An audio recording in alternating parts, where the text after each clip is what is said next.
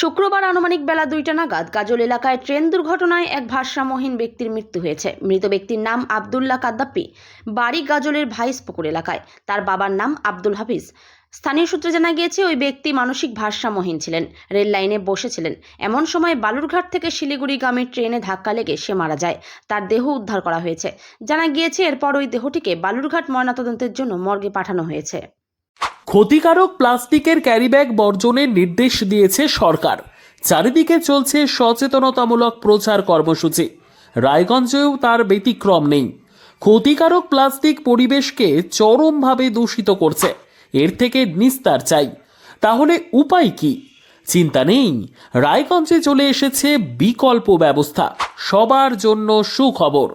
পশ্চিমবঙ্গ সরকারের অনুমোদনে আগামী সপ্তাহ থেকেই শহরে তৈরি হতে চলেছে পরিবেশ বান্ধব দূষণমুক্ত বিভিন্ন ধরনের বায়ো ক্যারিব্যাগ, যা অবশ্যই পচনশীল। একেবারে সুলভে পেয়ে যাবেন আপনারা। আগ্রহী বিক্রেতা ও ডিলারশিপের জন্য অতি সত্বর যোগাযোগ করুন আমাদের সাথে। আমাদের ঠিকানা ইকো ক্যারি ইন্ডাস্ট্রিজ, জেলখানা মোড়, রায়গঞ্জ, উত্তর দিনাজপুর। আমাদের মোবাইল নম্বর 7001178352 অথবা 9434171272 অথবা 8250161082 অথবা 9800217806।